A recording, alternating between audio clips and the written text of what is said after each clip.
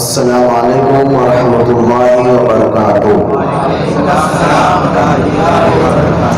الحمد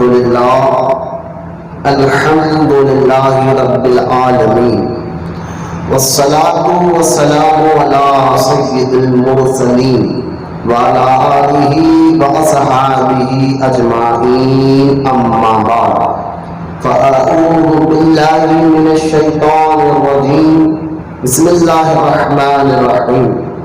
لقد رضی اللہ عن المؤمنین اذ یبایعونک تحت الشجرہ، آمنت باللہ صدق اللہ العلی العظیم۔ وقال اللہ تعالی في شأن حبیبہ الکریم، ان اللہ وملائکتہ یصلون علی النبی یا ایھا الذین آمنوا صلوا علیہ وسلموا تسلیما۔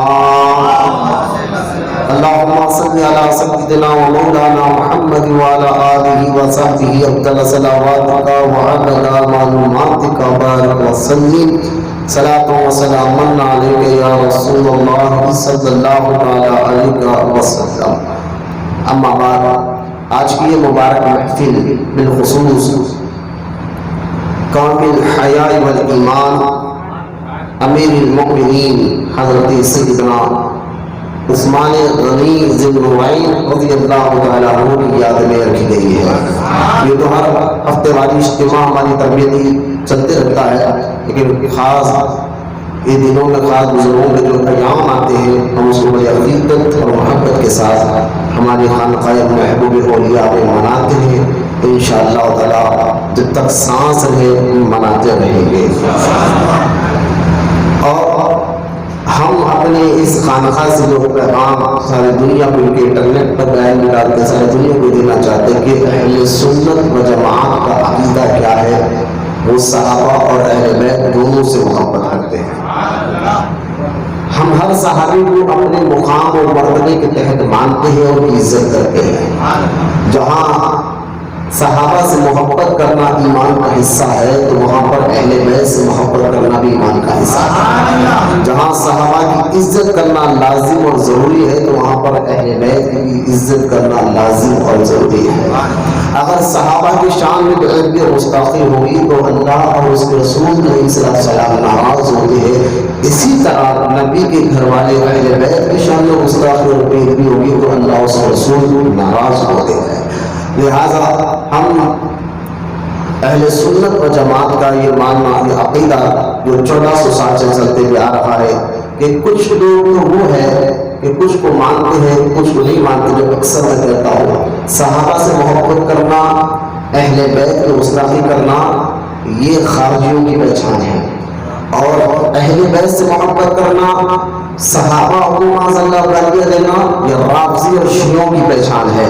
دونوں سے محبت کرنا یہ سنی ہونے کی پہچان ہے۔ ہم دونوں کا ادب کرتے ہیں، دونوں کی عزت کرتے ہیں کہ آپ دیکھیے یوم عثمان غنی کا ہے، لیکن ہم نے مرحمت مولا علی کی سنی، کیونکہ ہم بتا رہے ہیں ہمارا عقیدہ کیا ہے۔ یہ یہودیوں کا معاملہ تھا۔ یہودی کیا کرتے ہیں کہ حضرت اسحاق علیہ السلام کی عزت کرتے ہیں، کیونکہ اسحاق علیہ السلام بھی ابراہیم علیہ السلام کے بیٹے ہیں، اسماعیل علیہ السلام بھی ابراہیم علیہ السلام کے بیٹے، لیکن یہودی کہتے ہیں ذبیح اللہ کا واقعہ اسماعیل علیہ السلام کے ساتھ ہوا تھا، ابراہیم اسحاق علیہ السلام کے ساتھ ہوا تھا، اس لیے وہ کہتے ہیں کہ اسحاق علیہ السلام کی تو عزت کرتے ہیں لیکن ابراہیم علیہ السلام کے بیٹے اسماعیل علیہ السلام کی بے عزتی یعنی معاذ اللہ کو گالیاں دیتے ہیں۔ تو میں کہتا ہوں ایک کو ماننا ایک کو گالیاں دینا یہ یہودیوں کا طریقہ ہے، اصل میں کسی کو ماننا، اور سنیوں کا طریقہ سب کو ماننا ہے، سب کا ادب کرنا ہے، سب سے محبت کرنا ہے، سب کی عزت کرنا ہے، اور ہم مانتے بھی ہیں اور ہر صحابی کا اپنے مقام اور درجے کے تحت بھی مانتے ہیں، کیونکہ یہ رتبے ہم نے نہیں اللہ نے رکھے ہیں، ہم نے کسی کو رتبے نہیں رکھے، رتبے درجات اللہ ہی دیتا ہے۔ لہذا سورہ حدید کے وہ آیت مبارکہ جو ہے آیت نمبر 10 میں خود اللہ تعالیٰ نے فرمایا حبیب وہ ان سے افضل ہے جو مکہ فتح ہونے سے پہلے مان رہا تھا۔ اے حبیب وہ ان سے افضل ہے جو ابھی مکہ فتح نہیں ہوا تھا، اس وقت کلمہ پڑھنا ہاتھ میں انگار لینے سے بھی زیادہ خطرناک تھا۔ حضور کا ساتھ دینا اس وقت جب مکہ بھی اس وقت حضور کا ساتھ دینا، حضور کے ساتھ جڑنا یوں سمجھیے آسان لفظوں میں موت کو دعوت دینے کے برابر تھا. لیکن دیکھے ابو بکر صدیق کو دیکھے، فاروق اعظم کو دیکھے، عثمان غنی کو دیکھے، مولا علی کو اور دیگر صحابہ عبداللہ بن مسعود کو دیکھے، عبدالرحمن بن عوف کو دیکھے. یہ اس وقت جڑے حضور کے ساتھ جب مکہ فتح نہیں ہوا تھا، ابھی اسلام دھیرے دھیرے پھیل رہا تھا. لیکن یہ اس میں قرآن میں اللہ فرماتا ہے سورہ حدید میں کہ اے حبیب، جو ان لوگوں کا درجہ زیادہ ہے جو مکہ فتح ہونے سے پہلے ایمان لائے، اور ان کے بعد ان کا درجہ ہے جو مکہ فتح ہونے کے بعد ایمان لائے. لیکن آگے اللہ فرماتا ہے ہمیں دونوں بھی پیارے ہیں. بولنا سبحان اللہ. ہمیں دونوں سے بھی محبت ہے. اور آگے ایک آیت میں اللہ پاک نے سارے بہترین جواب دے دیا سارے مسلمانوں کو. اللہ تعالیٰ نے سورہ حدید میں فرمایا وَكُلًّا وَعَدَ اللَّهُ الْحُسْنَىٰ. اے حبیب، ہے تو کسی کے درجے الگ الگ بڑے، لیکن وَكُلًّا وَعَدَ اللَّهُ الْحُسْنَىٰ، میں سب سے راضی ہو چکا ہوں اور سب سے جنت کا وعدہ کر چکا ہوں. اسی آیت کے تحت ہم کہتے ہیں ہر صحابی نبی جنتی جنتی. تو کسی کو ماننا کسی کو چھوڑنا یہ خارجی اور رافضیوں کا طریقہ ہے. اہل سنت دونوں سے محبت کرتے ہیں. لہٰذا آج کی اس مبارک محفل میں ہم نے جہاں منقبت عثمان غنی شیخ جیلانی کے منہ سے سنی ہے، وہیں پر ہم نے منقبت مولا علی شیخ جو ہے داؤد قادری سے بھی ہم نے سنی ہے، کیونکہ ہم یہ عقیدہ یہ پہچانا چاہتے ہیں کہ ہم سارے صحابہ سے محبت کرتے ہیں، اہل بیت سے بھی محبت کرتے ہیں، اور یہی 1400 سال سے چلتی ہوئی اعلیٰ طریقہ ہے. ایک بات مجھے بتائیے، سپریم کورٹ اگر کوئی فیصلہ کر دے کسی چیز میں، اس کے بعد کوئی اور چارہ ہوتا ہے کسی اور سپریم کورٹ کے بعد؟ جب کیونکہ سپریم کورٹ پوری چھان بین کے ساتھ جو ہے کسی چیز کو فیصلہ دے دے کہ یہ فیصلہ یہ ہے، یہ ایسا ہے، تو اس کے بعد کوئی دوسرا راستہ نہیں ہوتا کہ اب مجھے بتائیے یہ فیصلہ ہو چکا ہے صحابہ کے لیے کہ ہر صحابی جنتی ہے. یہ فیصلہ ہو چکا ہے ائمہ کا، یہ فیصلہ ہو چکا ہے تابعین کا، یہ فیصلہ ہو چکا ہے تبع تابعین کا. اس بات پر سارے لوگوں کا، علماء کا، ائمہ کا، تابعین کا، تبع تابعین کا، سارے مسلمانوں کا اجماع ہے کہ ہر صحابی رسول جنتی ہے. تو پھر آج کے دور میں سمجھتا ہوں کہ کسی وقت وہ بھوگنے والے اگر معاذ اللہ امیر معاویہ پر بھوگتے ہیں رضی اللہ تعالیٰ عنہ، بھوگنے والے اگر مولا کائنات پر بھوگ رہے ہیں، تو یہی تو وہی بات ہوئی کہ سپریم کورٹ کا فیصلہ آنے کے بعد بھی بھوگنا یہ جرم ہے، یہ گناہ بے ادبی ہے.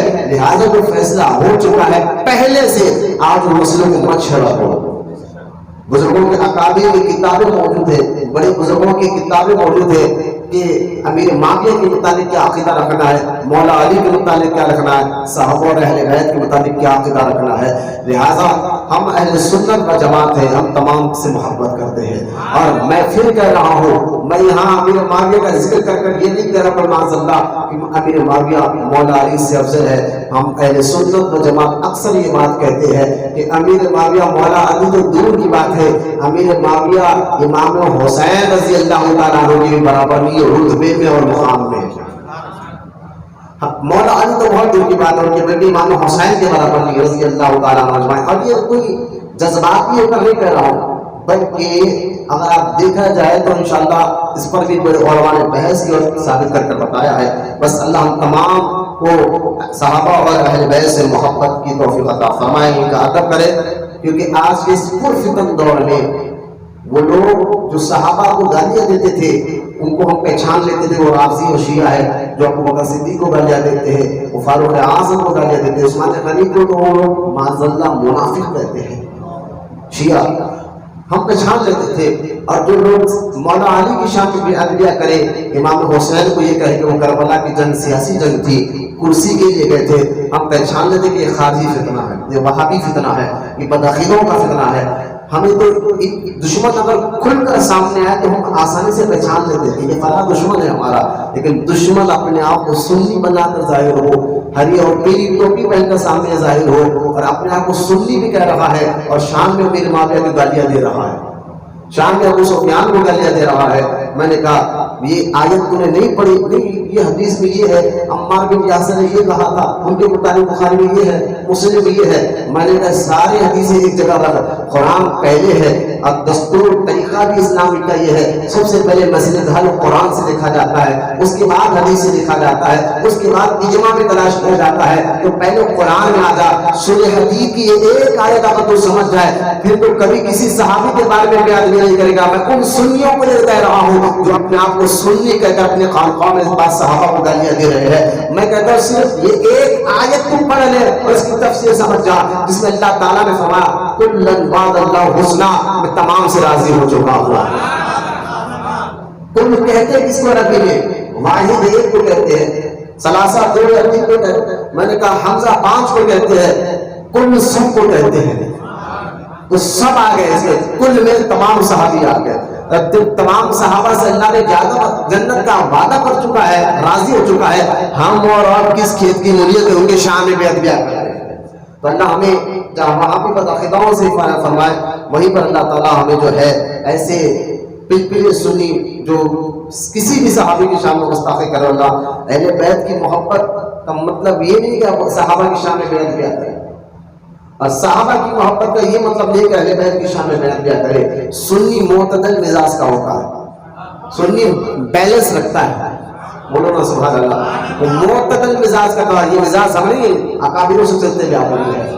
میں نے کہا اگر یہی بات سمجھ میں آئے کہ امیر معاویہ کی شان میں بیعت بیان کرنا ہے، تو میں نے کہا مکتوبات مجدد الفسانی پڑھ کے دیکھ، انہوں نے آج سے 500 سال پہلے کس طرح بہترین اس کا جواب عطا فرمایا ہے۔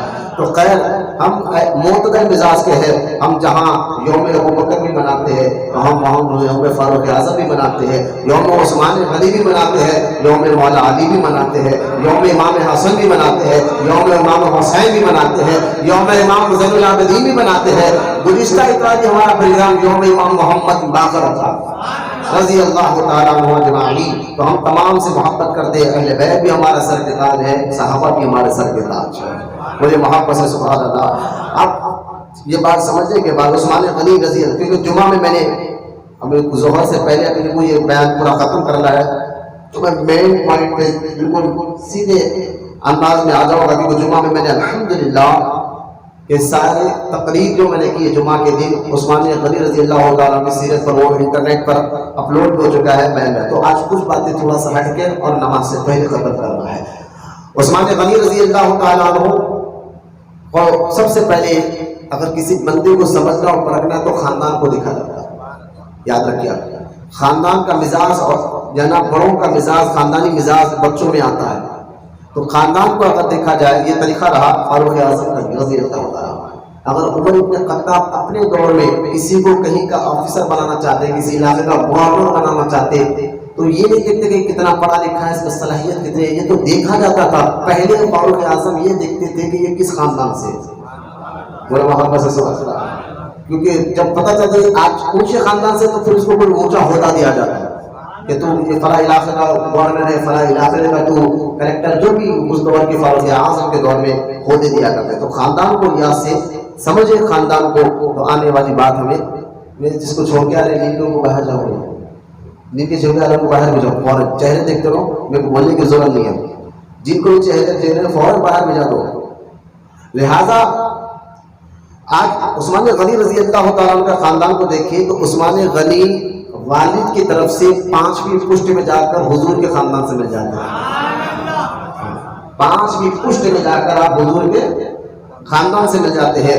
عثمان غنی رضی اللہ تعالیٰ کے والد کا نام عفوان ہے، مجھے محبت سے سبحان اللہ۔ ان کے والد کا نام یعنی عثمان غنی کے دادا کا نام العاص ہے، پھر ان کے والد کا نام امیہ ہے، پھر ان کے والد کا نام عبد الشمس ہے، پھر ان کے والد کا نام عبد المناف ہے، پھر عبد المناف کے والد کا نام قصی ہے، اور قصی کے والد کا نام سیدنا کلاب ہے۔ اب دیکھیں کلاب کے بیٹے قصی، ٹھیک ہے، قصی کے بیٹے عبد المناف، عبد المناف کے بیٹے عبد الشمس، عبد الشمس کے بیٹے امیہ، امیہ کے بیٹے عفوان، عفوان کے بیٹے عثمان غنی رضی اللہ تعالیٰ عنہ۔ یہ شجرا سیدنا کلاب جو حضور کے 5 میں آتا ہے، ابھی میں آپ کو بتاؤں گا، میں نے جمعہ بھی بتایا تھا، کلاب اس لیے کہتے ہیں اصل میں سیدنا کلاب حضور کے جو پانچویں دادا ہے ان کا اصل نام تو زاہد تھا، لیکن کلاب اس لیے پڑا کہ آپ کے پاس جانور زیادہ تھے، مواشی بکرے وغیرہ زیادہ تھے، تو آپ اس کی حفاظت کے لیے کتوں کو زیادہ پالا تھا، اس لیے عرب کے لوگ کنیے سے یاد کرتے تھے کہ اگر کوئی کہتے زاہد تو لوگ عرب کے کہتے وہ جن کے پاس کتے زیادہ ہیں، تو یہ کلاب کا لفظ جو ہے وہ جن کے پاس کتے زیادہ ہے، کیونکہ آپ جو ہے جانوروں کی حفاظت کے کتوں کو زیادہ آپ نے پالا تھا۔ پھر ان کے بیٹے قصی کا معنی ہے دور والا۔ حضرت قصی حضور کے چوتھے دادا ہے۔ حضرت قصی رضی اللہ تعالیٰ عنہ یہ ملک شام میں پیدا ہوئے، آپ کہیں گے حضور کا خاندان یہ ملک شام میں پیدا ہوئے، اس لیے کو قصی کہا جاتا ہے، دور پیدا ہونے والے۔ تو ملک شام میں کیوں پیدا ہوئے؟ تو اصل میں سیدنا کلاب کی اور اہل عرب کی جنگ ہوئی تھی مقامی لوگوں میں، کس بات پر؟ کہ سیدنا کلاب نے اس بات پر جنگ کیا تھا کہ ہم کعبے کے اندر اللہ کے علاوہ کسی اور بت کی عبادت نہیں کریں گے۔ حضور کا خاندان شروع سے دین ابراہیم میں تھا، مولانا اولاد اسماعیل علیہ السلام میں تو ہوتا تو وہی کرنا، تو اس بات پر کہ حضور کے والدین جنتی نہیں ہے، وہ تو مشرکہ تھے معاذ اللہ۔ میں نے کہا پانچویں دادا کو دیکھ لو، جنگ اسی بات پہ کر رہے ہیں کہ ہم اللہ کے علاوہ کعبے کے اندر اور کسی کی عبادت نہیں کریں گے، بتوں کی عبادت نہیں کریں گے۔ اس بات پر جب ہوئی مشرکین مکہ تعداد میں زیادہ تھے، طاقت میں زیادہ تھے، انہوں نے سیدنا کلاب کو مکے سے نکال دیا، تو آپ ملک شام جا کر کچھ دن رہے، وہاں پر حضور کے چوتھے دادا سیدنا قصی پیدا ہوا، اس لیے قصی بعد میں حالات سدھرنے کے بعد یہ واپس خاندان عرب میں آ گیا ہے۔ اب قصی کے بیٹے عبد المناف، اب عبد المناف کے دو بیٹے، ایک عبد الشمس ایک بنو ہاشم۔ عبد المناف کے دو بیٹے، ایک عبد الشمس ایک بنو ہاشم۔ عبد الشمس سے عثمان غنی آئے، بنو ہاشم سے سرکار مدینہ علیہ السلام آئے ہیں۔ اس لحاظ سے میں خاندان کی شجرا بتا رہا ہوں، عثمان غنی حضور کے خاندان سے۔ ہاں بکرے والوں ذرا عثمان غنی کے بارے میں بولنے سے پہلے سوچ کر بتا پڑو، یہ خاندان مصطفیٰ ہے صلی اللہ علیہ وسلم، خاندان مصطفیٰ سے کا تعلق ہے۔ یہ والد کی طرف سے، والدہ کی طرف سے تو عثمان غنی بہت جلدی جا کر حضور سے مل جاتے ہیں۔ ماں کی طرف سے آپ کے ماں کا نام ہے قریظہ، سیدنا قریظہ رضی اللہ عنہ، عثمان غنی کے ماں کا نام ہے، اور ان کے بارے میں علماء نے کہا کہ ایمان لائی چکی تھی، جو مومنہ ہے آپ کے ماں، اور آپ ہی کے دور میں انتقال کر گئی، جنت البقیع میں ان کی خبر مبارک ہے۔ جو عثمان غنی کی ماں ہے سیدہ قریظہ، اور عثمان غنی کے نانی کا نام ام حکیم بیضہ ہے، ام حکیم بیضہ۔ یہ کون ہے؟ عثمان غنی کی سگی نانی ام حکیم بیضہ، یہ عثمان غنی کی سگی نانی ہے۔ اب یہاں دیکھیں، لیکن یہ بیٹی ہے نا عثمان غنی کی نانی، بیٹی عبد المطلب کی ہے، سبحان اللہ، بیٹی عبد المطلب کی ہے رضی اللہ تعالیٰ عنہ۔ عبد المطلب تو حضور کے سگے دادا نا، آپ نے نام سنا نا عبد المطلب کا، سگے دادا۔ اچھا یہ شجرا دیکھیں ماں کی طرف کتنا جلدی حضور سے مل رہا ہے۔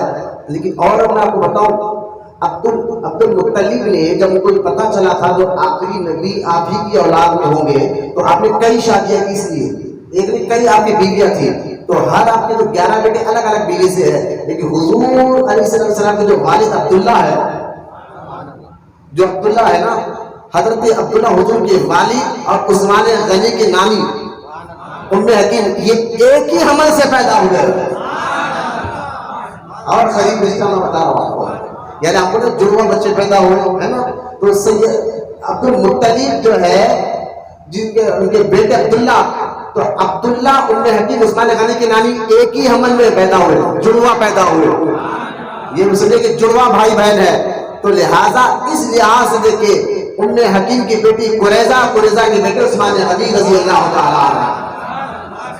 یہ خاندان ماں کی طرف سے تو آپ بالکل اور قریب جا کے حضور سے مل جاتے ہیں۔ اس لحاظ سے عثمان غنی حضور کے بھانجے ہوئے، پھپھیری بہن کے بیٹے، والد کی بہن پھپھو ہوتی ہے نا، پھر ان کی بیٹی کے بیٹے عثمان غنی، تو آپ کی سگی پھپھو کی بیٹی کے بیٹے عثمان غنی ہے، اس لحاظ سے حضرت عثمان غنی رضی اللہ تعالیٰ قریب جا کر حضور کے بھانجے ہو جاتے ہیں۔ اس لیے بنو امیہ کی اگر ہم تعریف کریں تو اس سے مراد یزید نہیں ہے معاذ اللہ، وہ تو بدبخت لعنتی ہے، مہمان نہیں ہے، بلکہ اس سے مراد عثمان غنی ہوتے ہیں رضی اللہ تعالیٰ عنہ۔ تو یہ آپ کا خاندانی نسب میں نے آپ کو بتا دیا ہے، خاندانی شجرہ مبارک آپ کے سامنے میں نے رکھ دیا ہے۔ آپ بچپن ہی سے آپ کی مزاج کو، آپ کی سوچ کو، آپ کی فکر کو، آپ کی عادتوں کو اللہ تعالیٰ نے بہت پاک اور ستھرا بنایا تھا۔ عثمان غنی کی مزاج بتاؤ، اس لیے آپ دیکھیں کہ عثمان غنی رضی اللہ تعالیٰ عنہ فرماتے ہیں کہ میں نے جب سے ہوش سنبھالا اس وقت سے لے کے آخری سانس تک عثمان غنی رضی اللہ تعالیٰ عنہ، ایمان لانے کے بعد تو الگ بات ہے، لیکن پہلے اب ایمان نہیں، وہ تو اسلام پھیل رہا تھا نا۔ آپ 5ویں نمبر پر مسلمان ہوئے، عثمان غنی 5ویں نمبر پر مسلمان ہوئے۔ 4 تو تھے بچوں، غلام میں حضرت زید تھے، عورتوں میں بی بی خدیجہ تھی، بچوں میں مولا علی تھے، آزاد مردوں میں ابوبکر صدیق تھے۔ 4 تو تھے لیکن 5ویں عثمان غنی مسلمان ہوئے ہیں۔ لیکن اب مزاج کو اللہ تعالیٰ نے کیسا بچپن ہی سے پاک اور صاف اور ستھرا رکھا تھا کہ آپ فرماتے کہ میں نے ہوش سنبھالنے سے لے کر کلمہ پڑھنے تک کبھی شراب نہیں پیا، کبھی زنا نہیں کیا، اور نہ کبھی کسی بت کے آگے سر جھکایا ہے۔ بولے یار سبحان اللہ۔ جبکہ میں نے آپ کو بتایا نا، اسلام جب آیا سرکار نے کلمہ دیا، نماز دیا، روزہ دیا، لیکن تب تک شراب کے بارے میں کوئی وعید نہیں آئی تھی۔ اس دور میں یعنی اسلام پہلا مکہ میں، اور کئی مسلمان ہوتے رہے پھر مدینہ چلے گئے۔ علماء کہتے ہیں کہ اسلام پھیل کے 16 سال کے بعد یا 17 سال کے بعد شراب کی حرمت ہے۔ شراب کہ اب بند کر دو شراب پینا، کیونکہ اس وقت عرب کے لوگ نوجوان، خاص طور نوجوان طبقہ، شراب اور زنا ان کے لیے ایک ہنر تھا، ان کے لیے ایک یہ سمجھے کہ بس جو نوجوان ہے شراب نہ پیے وہ بے وقوف، جو نوجوان ہے وہ زنا نہ کرے وہ نامرد۔ تو لہٰذا ایک عام بات تھی، اور اسلام آنے کے 16 سال بعد شراب حرام ہو رہی ہے۔ اب مدینہ پاک میں آیت اتری کہ اب شراب بند کرو۔ صحابہ کہتے جب یہ آیت نازل ہوئی تو صحابہ کے گھروں سے جس طرح نالے سے پانی جاتا ہے شراب پینے میں، اتنی دیر تک اسلام آنے کے 16 سال کے بعد کیوں شراب حرام کی؟ علماء نے جواب دیا اصل میں شراب اتنے رسیلے تھے کہ ان کی شراب ان کی مزاجوں میں، ان کے دل دماغ میں بیٹھ چکی تھی، تو دھیرے دھیرے نکالا، ایک دم نہ حرام کرتا تو لوگ تھوڑا سا پریشان رہتے، دھیرے دھیرے اس کو عادت سے نکالا۔ مجھے بتایا کہ اسلام آنے کے 16 سال بعد شراب آئی، ابھی اسلام نہیں آیا تو شراب تو ایک عام بات تھی، زنا تو ایک عام بات تھا، لیکن عثمان غنی کی مزاج پر غور کرے، ان کی فطرت پر غور کرے، ان کی عادتوں پر غور کرے کہ آپ نے بچپن ہی سے نہ شراب کو ہاتھ لگایا نہ بت کے آگے سر جھکایا تھا۔ وہاں بس یہ حضور کا خاندان ہے۔ ہاں چاروں دیکھیں، ابو بکر صدیق بھی حضور کے خاندان سے، فاروق اعظم، کیونکہ اعلیٰ حضرت رحمۃ اللہ تعالیٰ کے دور مبارک میں یہ جب بات چھڑی تھی کہ اگر کسی ملک میں اسلامی حکومت آ جائے، تو جب اسلامی حکومت آ جائے تو وہاں پر جو خلیفہ ہوگا اس میں جو شرطیں ہوں گے، سب سے پہلی شرط یہ ہوگی کہ وہ خاندان مصطفیٰ سے ہوگا صلی اللہ علیہ وسلم۔ لہٰذا خلیفے کے لیے شرط ہے، خلیفہ جو اسلامی حکومت میں تو وہاں خلیفہ بنانے کے لیے شرط ہے، حضور کے دور سے چلتی آ رہی ہے کہ وہ جو صلاحیت کا مالک ہوگا، لیکن اس میں ایک چیز ہوگی وہ خاندان مصطفیٰ سے ہوگا۔ تو ابو بکر صدیق بھی خاندان مصطفیٰ سے ہے، فاروق اعظم بھی خاندان مصطفیٰ سے ہے، عثمان غنی بھی خاندان مصطفیٰ سے ہے، مولا تو ہے ہی ہاشمی اور سید۔ لہذا یہ عثمان غنی رضی اللہ تعالیٰ عنہ بچپن سے آپ نے پڑھنا بھی جانا ہے، لکھنا بھی جانتے تھے۔ یہ بھی بہت کم لوگ عرب میں ایسا تھا کہ جو پڑھنا اور لکھنا جانتے تھے، یہ بہت کم ہوتا تھا عرب میں، کیونکہ پڑھنا لکھنا جانتے تھے۔ اور پھر آپ جو ہے بڑے تاجر بھی تھے، تجارت آپ کا زبردست معاملہ تھا، تجارت میں آپ بہت دور دور تک آپ کے، اور اسی تجارتی لین دین میں آپ کے دوستانہ ابو بکر صدیق سے بھی تھا، عثمان غنی کا دوستانہ ابو بکر صدیق رضی اللہ تعالیٰ عنہ سے بھی تھا۔ اب یہ تجارت اور یہ خاندانی مسئلے کو آپ سمجھ جائے، پڑھے لکھے پھر آپ عقل مند بالکل دانشمند آدمی تھے عثمان غنی. ابھی کلمہ نہیں پڑھا لیکن اس سے پہلے کی بات بتا، ان کی مزاج میں نے آپ کے سامنے رکھا، ان کی اخلاق، ان کی فکر، ان کی سوچ، یہ سب میں نے آپ کے سامنے رکھا. ارے شراب کے بارے میں آئے تو بعد میں اتری ہے، لیکن پہلے سے اپنے آپ کو روکا. عثمان غنی سے کسی نے پوچھا کہ آپ کیوں شراب نہیں پیا؟ کہا عقل کہتی تھی یہ پینے کے لائق نہیں ہے. جن کے پہلے سے اللہ پاک جن کی عقلوں کو ایسا روشن رکھا ہے، بات سمجھے کہ یہ مزاج عثمان غنی ہے. اب آگے میں حدیث سناؤں گا آپ کو کہ عثمان غنی کا مزاج کیسا تھا. تو لہٰذا آپ مکہ سے ملک شام تو کاروبار کے لیے گئے ہوئے تھے، وہاں سے آپ کو ایک غیبی اشارہ ملا تو فوراً ملک شام سے مکہ آئے، اور مکہ آ کر اپنی پھوپھی جو تھوڑی کاہنہ تھی ان سے کچھ پوچھا تو کہا ہاں اے عثمان، ایک نبی آ چکا ہے جو اس کا ذکر پہلی کتابوں میں تھا، توریت میں، انجیل میں تھا، وہ نبی آ چکا ہے، اعلان نبوت کر چکا ہے. عثمان تم ان کے خاص خلیفہ بنو گے. یہ باتیں حضرت عثمان غنی کے ذہن و فکر میں گشت کر رہی تھی. آپ باہر نکلے، کہا کس سے ملوں، کس سے مشورہ کروں؟ تو آپ کی نظر ابو بکر پر گئی. کہا میرا یہ تو خاص دوست بھی ہے، دانشمند بھی ہے، عقل والا بھی ہے، تو اسی سے مشورہ کر لیتا ہوں. حضرت ابو بکر سے مشورہ کیا. ابو بکر صدیق نے فرمایا عثمان تو پورے مکہ میں تمہارے جیسا عقل مند، دانشمند، سوچ کے کام کرنے والا کوئی انسان نہیں ہے. عثمان تمہاری عقل کیا کہتی ہے کہ بتوں کی عبادت کرنا چاہیے؟ کہ تمہاری سوچ کیا کہتی ہے زنا کرنا چاہیے؟ حضرت عثمان غنی کہتے ہیں ابو بکر اس لیے تو آج تک میں نے اپنے پیشانی میں کسی بت کے آگے نہیں جھکایا. ایک پتھر ہماری کیا مدد کر سکتا ہے؟ ایک بت ہماری کیا جو مشکل کو دور کر سکتا ہے؟ یہ عقل بھی یہ بات کو نہیں مانتی. تو لہٰذا ابو بکر صدیق کہتے ہیں یہی تو میں تم کو سمجھاتا ہوں عثمان، جو آخری نبی ہے وہ محمد رسول اللہ، وہ آمینہ کے لال ہے، وہ عبداللہ کے بیٹے ہیں، وہ عبد المطلب کے پوتے ہیں. اے عثمان ان کا پاس چلو، کلمہ پڑھ لو، کیونکہ وہ ایک خدا کی عبادت کی دعوت دیتے ہیں، ایک خدا کی طرف بلاتے ہیں. اور عثمان مجھے بتاؤ، تم آج یہ دور دیکھ رہے ہو کہ عرب میں لوگ یتیموں، بیواؤں، بے سہاروں کا خیال نہیں رکھتے، لیکن مجھے بتا ایسا کرنا کیسا ہے؟ عثمان غنی کہتے ہیں یہ تو بڑا غلط کام ہے.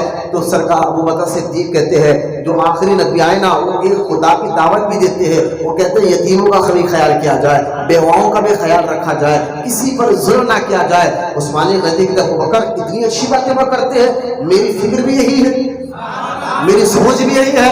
اب میچ ہو رہی ہے ہم دونوں کی فکر سوچ. کہا فوراً چلو میں ان سے ملنا چاہتا ہوں. ابو بکر صدیق ذہن بنا کر لائے عثمان غنی کا حضور کے پاس. جب ذہن بنا کر آئے عثمان غنی رضی اللہ تعالیٰ عنہ کو لے کر جب سرکار کی بارگاہ میں پیش کرے، سرکار نے اپنا بیان کیا تو حضرت عثمان غنی نے کہا حضور کلمہ پڑھنے والے مجھے ایک چیز بتائے، کیونکہ نبی کا معنی ہی ہوتا ہے غیب کی خبر دینے والا. نبی کا مطلب یہ ہوتا ہے غیب کی خبر دینے والا. آپ رسول ہے، آپ نبی ہے، لہٰذا مجھے ایک بات بتائے. میں ملک شام میں تھا، مجھے ایک غیبی اشارہ ملا تو میں ملک شام چھوڑ کر مکہ میں کاروبار چھوڑ کر آیا ہوں. وہ جو غیبی اشارہ ملا ہے وہ صرف نبی جانتا ہے. آپ یہ تو بتا دیجئے وہ اشارہ مجھے کیا ملا جو میں ملک شام چھوڑ کر مکہ میں آیا ہوں؟ تو اللہ کے رسول علیہ السلام فرماتے مسکرا کر عثمان جاننا چاہتے ہو مجھے معلوم ہے تمہیں اشارہ کیا ملا؟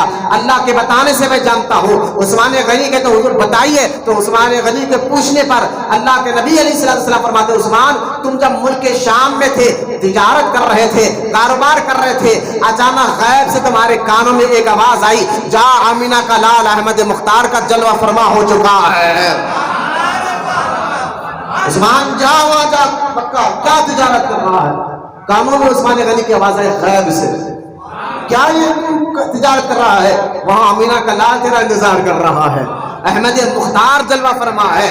عثمان غنی کے حق آپ نے کہا یہی آواز تو مجھے بے چین کر دیا تھا، میں سب چھوڑ کر تجارت چھوڑ کر آیا ہوں. عثمان غنی بڑے مطلب دیکھیے حضور سے مل گئے. اس لیے میں کہتا ہوں نا جو شروع میں بھائی شروع میں کلمہ پڑھنا، نہ تلوار کا زور نہ طاقت کا زور. بھائی ہم بھی اگر کسی پارٹی میں میں اکثر کہتا ہوں شامل ہوتے تو سامنے والے کی طاقت کو دیکھتے ہیں، یہ پارٹی والا کتنا مضبوط ہے. کمزور آدمی کا کوئی بھی ساتھ نہیں دیتا، اس کے ساتھ کوئی بھی نہیں کھڑتا. کوئی پارٹی کمزور ہو تو آپ کہیں گے میں اس کے ساتھ رہ کر موت کو دعوت تھوڑا دے لوں. لہٰذا جس کے پاس پیسہ ہو، پاور ہو، اس سے ہم جڑے. لیکن بتائیں یہاں سرکاری مدینہ صلی اللہ علیہ وسلم بظاہر کہہ رہا ہوں، بظاہر نہ آپ کے پاس کوئی تحریک ہے، نہ آپ کے کوئی حکومت ہے، بظاہر نہ پیسہ ہے، ورنہ میرے آقا تو مالک و مختار ہے. میں سمجھانے کے لیے بات کہہ رہا ہوں، بظاہر کچھ نہیں ہے، لیکن جو ہے صحابہ ان سے جڑے ابتدا میں. صحابہ جڑے ان سے ابتدا میں اور ان سے جڑ کر کلمہ پڑھ رہے ہیں. تو جو ابتدا میں کلمہ پڑھ رہے ہیں ان کا مقام و مرتبہ ہی کچھ اور ہوتا ہے. آپ جو بڑے ذہین فقیہ تھے نا اس والے بڑے سمجھدار تھے، سوچ سمجھ کر کلمہ پڑھا. اسلام میں ہے، اسلام میں کچھ ہے تبھی تو ہم تو اپنے فائدے والی چیز کو دیتے ہیں. جس چیز میں نقصان ہو ہم اس کو اٹھاتے ہیں، جو چیز میں فائدہ نہیں ہو ہم اس کو نہیں خریدتے. ہم کہتے ہیں یار چھوڑو، یہ چیز میں کوئی فائدہ نہیں ہے، ہمارا الٹا نقصان ہو جائے گا. اتنی عقل تو ہمیں بھی ہے، اتنی سمجھ تو ہمیں بھی ہے. عثمان غنی کی عقل تو بڑی اعلیٰ ہے، بڑے ذہین فقیر تھے. اور عثمان غنی جیسا شخص جو ہے حضور سے جڑ رہا ہے، اس وقت جس وقت حضور سے جڑنا موت کو دعوت دینا ہے، اس وقت ایسے حالات میں حضور سے جڑ کر بتا دیا کہ حالات کچھ بھی ہو، حالات کیسی بھی رہو، اسلام سے جڑے رہو، دونوں جہاں میں اللہ تمہیں ہی عزت عطا فرمائے گا. اس لیے میں کہتا ہوں جو RSS کے لوگ، بجرنگ دل کے لوگ جو حالات بنا رہے ہیں نا، آپ ڈرو مت. مسلمان اسلام ہمارا جو ہے نا اللہ رسول سے محبت کرو، ان کی اطاعت کرتے رہو، کامیابی عزت اللہ ہمیں ہی عطا فرمائے گا انشاءاللہ. شرط ہے اطاعت رسول کرتے رہے، شرط ہے اللہ اس کے رسول کے احکام پر چلتے رہے. یہ عثمان غنی کی مزاج بھی تھی کہ حالات کو نہیں دیکھا. سارا مکہ حضور کا دشمن ہے، گنتی کے 4 لوگ 5 لوگ، سارا مکہ کے لوگ ایک طرف، گنتی کے 5 لوگ ایک طرف. لیکن عثمان غنی یہ نہیں سوچا کہ میں اگر ان سے جڑوں گا تو میرا حال کیا ہوگا. نہ وہ جڑے رہے. چاچا لے جا کر خوب مارا عثمان غنی کو، کہا چاچا جان لے لیکن دامن مصطفیٰ کو نہیں چھوڑا گا. بولے محبت سے سبحان اللہ. لہذا عثمان غنی رضی اللہ تعالیٰ عنہ کے بارے میں حدیث پاک میں آتا ہے کہ جب مکہ میں زیادہ ہی مسلمانوں پر ظلم و ستم ہونے لگا، سرکار مدینہ علیہ السلام کو اللہ کا حکم ہوا تو سرکار نے کچھ صحابہ کو ہجرت کرنے کی اجازت دی. اور اس میں ہجرت میں کیونکہ عثمان غنی رضی اللہ تعالیٰ داماد مصطفیٰ بھی ہے صلی اللہ علیہ وسلم. بولے محبت سے سبحان اللہ. اپنی بیٹی کو دینا داماد کو، ہم اپنی بیٹی کو لاتے ہیں نا، اپنی بیٹی کو ہی داماد لاتے ہیں نا، تو ہم اپنی بیٹی کو کس کو دیتے ہیں؟ جب کسی باپ سے پوچھو، جب وہ بیٹی کو دیتا ہے تو پہلے داماد کے اندر خوبیاں دیکھتا ہے، کوالٹیز دیکھتا ہے، مزاج دیکھتا ہے. کیونکہ بیٹی باپ کی حیا ہے، بیٹی باپ کی عزت ہے، بیٹی باپ کی حیا ہے. اور اپنی حیا دوسروں کو دے رہا ہے، اپنی عزت دوسروں کو دے رہا ہے. تو مزاج بھی تو باپ جو ہے حیادار داماد کو لاتا ہے، عزت دار داماد کو لاتا ہے. آپ عثمان غنی کی حیا کی بات کرتے ہیں کہ سرکار نے خود اپنی حیا عثمان غنی کو عطا فرمائی ہے. عثمان غنی رضی اللہ تعالیٰ عنہ سیدہ رقیہ کے ساتھ پلکا ہوا. پھر جنگ بدر کے بعد سیدہ رقیہ دنیا سے تشریف لے گئی اور سرکار ادھر جنگ بدر جیت کر مدینہ واپس آ رہے تھے. ادھر سیدہ رقیہ جنت البقیع میں ان کی تدفین ہو رہی تھی. عثمان غنی کے آنکھوں سے آنسو گئے. سرکار مدینہ علیہ السلام نے عثمان ٹوٹا کیوں ہے؟ کہا حضور جو رشتہ داماد کے ساتھ، سسر کا آپ کے ساتھ میرا تھا وہ ٹوٹ گیا ہے. لیکن ابھی رو ہی رہے تھے، ادھر سرکار ابھی تدفین ہو ہی رہی تھی. اچانک سرکار نے کہا عثمان ادھر آ. بولے محبت سے سبحان اللہ. ادھر تدفین ہو رہی ہے. سرکار نے عثمان غنی کو کہا عثمان ادھر آ. ابھی جبریل مجھ کو کہہ کر گئے ہیں جس مہر پر آپ نے رقیہ کا نکاح عثمان غنی سے کیا تھا اسی مہر پر اپنی دوسری بیٹی ام کلثوم کا نکاح عثمان سے کر دیجیے. بولے محبت سے سبحان اللہ. اب دیکھیے ابھی تدفین ہو رہی ہے، اللہ کا حکم آ گیا اپنی دوسری بیٹی کا نکاح کر دو. جب دوسری بیٹی کا بھی انتقال ہوا تو سرکار کی یہ حدیث مبارکہ بڑی مشہور ہے. حضور نے فرمایا تھا عثمان اگر مجھ کو 40 بیٹیاں ہوتی تو ایک کے بعد ایک کر کر تمہیں تیرے نکاح میں دیتے رہتا. یہ ہے عثمان غنی کی مزاج، فکر، سوچ. اب جس کے حضور کو بڑا اعتماد ہے، حضور کو بڑے بھروسہ ہے. حضرت عثمان غنی رضی اللہ تعالیٰ عنہ جب مکہ میں تھے، مکہ میں بڑا ظلم ستم ہو رہا تھا، تو سرکار مدینہ علیہ السلام کا حکم ہوا کہ آپ مکہ چھوڑ کر ملک شام، ابھی جو ہے نا ملک افریقہ کا وہ علاقہ ایتھوپیا، ابھی ایتھوپیا کا علاقہ دیکھیں آج بھی وہ بڑا دور ہے افریقہ، اگر ہندوستان سے گئے تو پلین میں بھی گئے گھنٹے، لیکن عثمان غنی رضی اللہ تعالیٰ حضور کے حکم پر مکہ چھوڑ کر جا رہے، اپنی بیوی سیدہ رقیہ کو لے کر مکہ چھوڑ کر جا رہے۔ اس کا مطلب یہ نہیں ہے کہ پراپرٹی والوں کسی کو کہا کہ یہ میرے گھر ہے آپ دیکھتے ہو آئے تک، یہ میری زمینیں ہیں آپ دیکھتے ہو آئے تک، سب چھوڑا اللہ کے لیے، بولنا سبحان اللہ۔ اب یہاں عثمان غنی کے ذریعے پیغام یہ مل رہا ہے اس سیرت میں، اگر کہیں پر تمہارا ایمان خطرے میں ہو، الحمدللہ ابھی حالات ایسے نہیں آئے، لیکن اس لیے وطن چھوڑنا، گھر چھوڑنا اللہ کے لیے، یہ صحابہ کا طریقہ، نبی کریم علیہ السلام کا طریقہ ہے۔ لیکن اگر آج کے اس دور میں کہتا ہوں کہ تم آج صحابہ ہو، ان پر بھوکتے ہو، ان پر بکتے ہو، اگر صحابہ پر بھوکیں گے تو اسلام میں بچے گا کیا؟ اسلام میں بچے گا کیا؟ کیونکہ وہ ایسے عادل ہیں، تمام کے تمام صحابہ ایسے سچے ہیں جن کے ذریعے سے آج ہمارے پاس قرآن پہنچا ہے، اسلام پہنچا ہے، انہی میں آپ نکالو گے تو پھر کیا بچے گا؟ اگر وہ عادل نہیں ہے، وہ سچے نہیں رہے، پھر اسلام کیا رہے گا؟ کیونکہ اسلام پہچانا ہی گیا ان کے ذریعے سے ہے، پہنچا ہی ان کے ذریعے سے کیا ہے۔ لہذا آپ غور کریں، عثمان غنی رضی اللہ تعالیٰ عنہ وہ شخصیت ہے کہ جب آپ گھر چھوڑ کر جا رہے ہیں، یہ نہیں ہے کہ گھر کسی کو دیا کہ آپ دیکھتے رہو، نہیں، وہ گھر بار چھوڑے دین کے لیے، اور ہم بری دوستی نہیں چھوڑتے اللہ رسول کے لیے۔ آج تو ہمیں ایسی نوبت نہیں آئی معاذ اللہ کہ ہم وطن چھوڑ کر جائیں، اللہ ہمارے وطن ہندوستان کی حفاظت فرمائے، اور انشاءاللہ جب تک غریب نواز کی چوکھٹ سلامت ہے، ہندوستان کے مسلمان بھی سلامت رہے انشاءاللہ۔ ہم ایسی نوبت نہیں آئی، ایسا نوبت لائے بھی نہ، لیکن مجھے بتائیے کہ وہ دین کے لیے گھر چھوڑ رہے ہیں، میدان چھوڑ رہے ہیں، وطن چھوڑ رہے ہیں، اور اس دور میں ایسا کہ ایک تو مکہ سے جدہ ہو، جدہ سے ایسی کشتی، آج کے دور کے تھوڑی کشتیاں تھی، بڑے بڑے کشتیاں، آج تو سمندری کشتیاں، اس دور میں ایسی چھوٹی موٹی کشتی جس میں بیٹھ کر افریقہ کو جانا، حبشہ کے علاقے کو جانا، کہ کشتی بھی ایسی کہ چھوٹی موٹی کشتی، اب ڈوبی تو ہم ڈوبی، کدھر سمندر میں آئے، کب طوفان آ جائے۔ آپ نے نہیں دیکھا کہ 2 کروڑ دے کر خرید کر ایک ٹائٹینک میں گئے تھے، ابھی 15 جون کی بات ہے نا، ٹائٹینک میں گئے تھے، لیکن اندر ہی جلال ہو گئے، اندر ہی ختم ہو گئے ہیں۔ تو آج کے اس دور میں 2023 میں جو آج کے ایک سے ایک ٹیکنالوجی ہے، لیکن پھر بھی فیل ہو رہی سمندر کے سامنے۔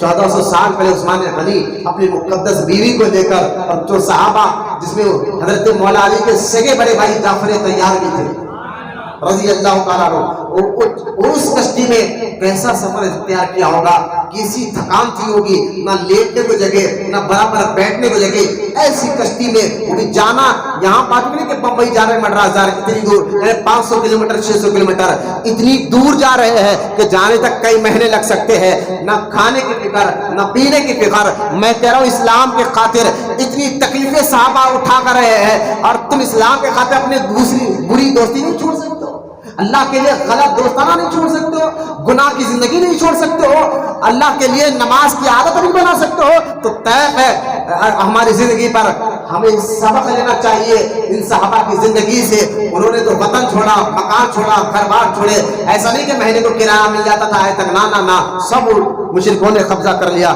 لیکن اس کی کوئی پرواہ نہیں، دین پہلے ایمان پہلے گئے وہاں پر۔ اس لیے نبی کریم علیہ السلام فرماتے اس زمین پر فیملی کے ساتھ اللہ کے لیے ہجرت کرنے والے ایک ابراہیم علیہ السلام تھے، دوسرے لوط علیہ السلام تھے، فیملی کے ساتھ، بیوی بچوں کے ساتھ پہلے سفر اللہ کی راہ میں ہجرت کرنے والے، وطن چھوڑنے والے ایک ابراہیم علیہ السلام تھے، دوسرے لوط علیہ السلام تھے، سرکار فرماتے تیسرا میرا عثمان ہے، بولنا سبحان اللہ، تیسرا میرا عثمان ہے غنی رضی اللہ تعالیٰ عنہ، یہ ہے جو اللہ کے لیے دین کو جو ہے نا وطن چھوڑ کر گیا ہے۔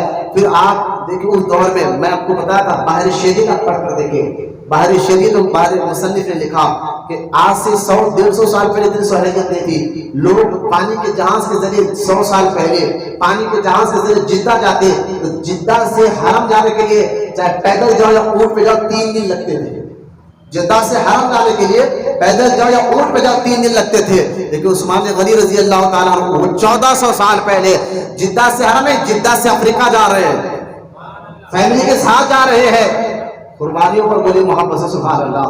کیا قربانیاں صحابہ کرام دے آئے, ان کے عدالت کو نقصان, ان کو معاذ اللہ منافق کہا جا رہا ہے جنہوں نے اللہ کے لیے سب کو چھوڑ کر جا رہے ہیں اور دین کو بچایا ہے, دین کو پھیلایا ہے. وہ عثمان غنی رضی اللہ تعالیٰ کی ذات مبارکہ ہے. اور آپ کی ایک اور خاصیت, آپ ذی النورین بھی ہیں. ذی النورین کا معنی ہے دو نور والیا. بولو نا سبحان اللہ, دو نور والیا. آدم علیہ السلام, حضور فرماتے ہیں آدم علیہ السلام سے لے کر عثمان غنی تک کسی کو یہ شرف نہیں ملا, کسی کو یہ عزت نہیں ملی کہ ایک نبی کے دو بیٹیاں ایک کی نکاح میں جائے. ایک نبی کے دو بیٹیاں ایک کی نکاح میں جائے, یہ صرف شرف ملا ہے تو عثمان غنی کو ملا ہے. اور سرور انبیاء کی بیٹیوں سے ہوا ہے ماشاءاللہ. لہذا یہ بھی آپ کا ہے. اور ایک آپ کا لقب ہے حکامل حیا والایمان. آپ کا یہ لقب حیا والا بھی ہے, حیا والا بھی ہے. اور حیا کیسی, نبی کریم علیہ السلام جلوہ فرما ہے. اور آپ کا تہبند شریف تھوڑا سا, زیادہ نہیں, بالکل تھوڑا سا آپ لیٹے ہوئے سرکار اپنے گھر میں سیدہ عائشہ کے حجرے میں آرام کر رہے ہیں, اور وہاں پر تھوڑا سا جو ہے آپ کا جو ہے نا تہبند شریف اوپر ہوا ہے, تھوڑا سا دروازہ کھٹکھٹا گیا. سیدہ عائشہ نے پوچھا کون؟ کہا ابو بکر. سرکار نے بلا لو اندر. دروازہ کھولا گیا, وہ آ گئے. سرکار ایسے لیٹے رہے. پھر دروازہ کھٹکھٹا, کہا کون؟ کا عمر. کہا سرکار نے کھولا دروازہ, وہ بھی آ گئے. قدموں میں بیٹھ گئے سرکار کے. سرکار اسی لیٹے رہے. پھر دروازہ کھٹکھٹایا گیا, کہا کون؟ کہا عثمان. سرکار اٹھ کر بیٹھ گئے. مولانا سبحان اللہ, اٹھ کر بیٹھ گئے اور بیٹھ کر اپنے کپڑوں کو سیدھے کیا, کہا اب عثمان کو بلاؤ. وہ تینوں غلام بات کر جب گئے, سیدہ عائشہ نے کہا کہ یا رسول اللہ علیہ السلام, ابو بکر صدیق آئے تو آپ لیٹے تھے, فاروق اعظم تھے تو آپ لیٹے تھے, عثمان آئے تو اچانک آپ اٹھ کر کپڑوں کو سیدھے کر کے ان کو اندر کیوں بلایا؟ تو اللہ کے نبی علیہ السلام فرمایا, عائشہ میں اس سے حیا کیوں نہ کروں جس سے فرشتے بھی حیا کرتے ہیں. حیا کیا ہے؟ حیا یوں سمجھے کہ حیا تمام نیکی کا بیج ہے. حیا کو سمجھے آپ, نیکی کے بیج کا نام حیا ہے. اس جب حیا ہوگی وہی نماز نہیں پڑھے گا, جس کے اندر حیا ہوگی وہی گناہوں سے بچے گا. حیا دار آدمی سچا ہوتا ہے, حیا والا آدمی سچا ہوتا ہے, نمازی ہوتا ہے, روزے دار والا ہوتا ہے. حیا سارے خلق کے بیج ہے, سارے اچھائیاں حیا سے ہی نکلتے ہیں. بولے محبت سے سبحان اللہ. ساری اچھائیاں میں کہہ رہا ہوں بیج ہے, بیج سے تو جھاڑ نکلتا ہے, اس سے بعد شاخیں نکلتی ہے. تو سارے نیکیاں اپنے ذہن میں بنائیں. سچ پڑھنا نیکی ہے, نماز پڑھنا نیکی ہے, اللہ کو راضی کرنا نیکی ہے. سارے نیکیاں, سارے اخلاق, سارے اچھائیاں, ساری عادتیں جس بیج سے نکلتے اس بیج کا نام حیا ہے. جس بیج سے نکلتے اس میں بے حیا آدمی کبھی جو ہے جھوٹ سچ نہیں بولے گا. جس کے اندر حیا نہیں, بے حیا ہو, وہ جھوٹا ہوتا ہے, وہ جھوٹ سچ کبھی نہیں بولے گا. بے حیا آدمی داڑھی نہیں رکھے گا, بے حیا آدمی ماں باپ کو گالیاں دیتا ہے, بے حیا آدمی حرام کماتا ہے. حیا نہیں ہے تو سارے برائیاں اس کے اندر آتے ہیں, اور ایک حیا اس کے اندر آ جائے تو سارے اچھائیاں اس کے اندر آ جاتے ہیں. حیا سارے نیکیوں کی بیج ہے, سارے خلق کی بیج ہے, ساری عادتوں کے بیج ہے. تو مجھے بتائیے اس کے بارے میں آپ کہیں گے جن کے بارے میں حضور خود کہتے ہیں کامل حیا والایمان, وہ عثمان وہ ہے جس سے تو فرشتے بھی شرماتے ہیں. یہ وصف عثمان غنی کا کہ آپ اتنے کہ آپ جب حمام میں نہاتے بھی تھے تو بالکل چمٹ کر نہاتے تھے. بولو نا سبحان اللہ. نبی کریم علیہ السلام ایک مرتبہ اپنے بیٹی اپنے داماد کے گھر گئے تو دیکھا سیدنا رقیہ رضی اللہ تعالیٰ عنہ عثمان غنی کے سر میں تیل لگا رہے. بولو نا سبحان اللہ. حضور اپنی بیٹی کے گھر گئے. ہمارے ایک عجیب سا معاملہ ہو گیا ہے کہ ہم بیٹی کے گھر کا پانی نہیں پیتے, داماد کے گھر کا پانی نہیں پیتے. میں نے کہا یہ بات بکواس چھوڑو. نبی کریم علیہ السلام سفر میں جاتے نا تو واپس آتے تو پہلے مسجد نبوی جاتے, بعد میں فاطمہ کے گھر جاتے. بولو نا سبحان اللہ. خاتون جنت کے گھر جاتے ہیں. یہاں کے بیٹی عجیب لوگ ہیں کہ بیٹی کے گھر کا پانی نہیں پیتے. ایسا نہیں, سرکار تو بار بار جایا کرتے تھے. لہذا رحمت کونین صلی اللہ علیہ وسلم نے دیکھا کہ سیدہ رقیہ اور ان کے حسن و جمال کیسا, تاریخ پڑھ کر دیکھے. تاریخ نسب والوں نے شمائل نے بیان فرمایا ہے عثمان غنی رضی اللہ تعالیٰ عنہ جیسا حسین و جمیل کوئی نہیں تھا. بہت خوبصورت عثمان غنی. اسامہ بن زید کے بیٹے اسامہ رضی اللہ تعالیٰ عنہ, یا حضرت زید کے بارے میں حدیث آتی ہے مفتی جلال الدین امجدی رحمۃ اللہ تعالیٰ علیہ فرماتے ہیں ابھی پردے کی آیت نہیں اتری تھی تب کی یہ بات ہے. حضور نے حضرت زید سے کہا کہ کچھ یہ چیز ہے میری بیٹی رقیہ کے گھر دے کر آؤ. وہ گئے اور جا کر سیدہ رقیہ کو دیکھا اور عثمان غنی کو دیکھا تو دونوں بیٹھے ہوئے تھے. تو آپ دیکھتے کبھی ان دونوں کو اور دیکھتے آسمان میں چاند کو, سبحان اللہ, کبھی دیکھتے اس چاند کو کبھی دیکھتے اس چاند کو. آخرکار آپ کے دل نے گواہی دی اس آسمان کے چاند میں تو عیب ہے, یہ دونوں حضور کے داماد اور بیٹی جن کے چہرے میں اللہ نے عیب بھی نہیں رکھا ہے. بہت خوبصورت ہے, بہت خوبصورت ہے. جب واپس آئے حضرت زید, سرکار نے پوچھا زید دیر سے آنے کی وجہ تو بتاتا ہے یا میں بتاؤں؟ بولے نا سبحان اللہ, تو بتاتا ہے یا میں بتاؤں؟ میں بتا سکتا ہوں کہ تو دیر سے کیوں آیا ہے. کہا حضور آپ بتا دیں, آپ غیر کا نبی ہے, اللہ کے بتانے سے آپ سب جانتے ہیں. سرکار نے فرمایا تو وہاں دروازے پہ کھڑ کر کبھی دیکھتا میرے بیٹی اور داماد کو اور کبھی چاند کو دیکھتا, اور تیرے دل میں خیال آیا کہ چاند خوبصورت ہے یا حضور کے بیٹی اور داماد خوبصورت ہے. آخر تیرے دل نے گواہی دی چاند میں تو عیب ہے, یہ مصطفیٰ کے بیٹی اور داماد اور بڑے خوبصورت اللہ نے کو بنایا ہے. بولا وہاں پر سبحان اللہ. یہ اب دیکھیں حضور گئے, یہ حدیث کو میں نے جمعہ میں نہیں سنا تھا, آج کے اٹھا کے رکھا تھا. حضور گئے سیدہ رقیہ سرکار عثمان غنی کے سر پہ تیل اور کچھ مالے گئے, بیٹھے ہوئے ہیں سرکار عثمان غنی تیل لے کر. جیسے حضور گئے عثمان غنی اٹھنا چاہتے تھے, حضور آئے اٹھنا چاہتے تھے, سرکار نے فرمایا بیٹھے رہو عثمان بیٹھے. بولے سبحان اللہ. اب یہ جملہ سنے حدیث کا, اور یہ حدیث جو میں سنانے جا رہا ہوں, اگر یہ حدیث مولا علی کے شان میں ہوتی نا تو شیعہ پھر علی کو نبوت کے درجے میں پہنچا دیتے, لیکن یہ شان نے عثمان کی ہے. میں کسی کی بیان بھی مستحق نہیں کر رہا ہوں, لیکن حدیث سنیے آپ غور کریں. جیسا اٹھنا جا رہے تھے, اٹھنے جا رہے تھے تو سرکار مدینہ علیہ السلام نے کہا عثمان بیٹھے رہے, اور اپنی بیٹی رقیہ سے کہا رقیہ ان کی خدمت کر. اب جملہ سنے آگے جملہ سنے, کہا رقیہ خدمت کر میرے عثمان کی. کیوں؟ کیونکہ سب سے زیادہ میرے غلاموں میں جو میری مزاج میرے خلق کے برابر اگر کوئی ہے تو عثمان ہے. ہاں بولے وہاں پر سبحان اللہ. میرے مزاج کو میرے خلق کی طرح اس کا اگر پڑھتو میری مزاج کی طرح پڑھتو اور میری مزاج کی طرح مشابہ اگر کسی کو دیکھنا ہے تو عثمان کو دیکھ لے. بولو سبحان اللہ. حضور نے کہہ رہا عثمان میری مزاج کی طرح ہے, میرے خلق کی طرح ہے, پرتو ہے, مشابہ ہے. اب غور کرے فطرت مزاج یہ بنی نہیں جاتی, یہ بنائی نہیں جاتی, یہ بنی ہوئی آتی ہے. بولے سبحان اللہ. فطرت مزاج اخلاق یہ بنائی نہیں جاتی, بنی ہوئی آتی ہے. تو مجھے قربان جائے حدیث پاک پر سنیں کہ حضور کی جب مزاج سے لے کر حضور آئے ہیں, رب نے جس مزاج جس خلق دے کر حضور کو بھیجا ہے اس کا صدقہ اللہ نے عثمان غنی کو بھی دے کر بھیجا ہے. کبھی اکیلے بیٹھ کر حدیث کو بار سنیں, میرے خلق کا پرتو عثمان ہے, میری مزاج کا مشابہ عثمان ہے. سرکار نے فرمایا ہے اس لیے کر کالے کپڑے والے تو مرا تو گیا.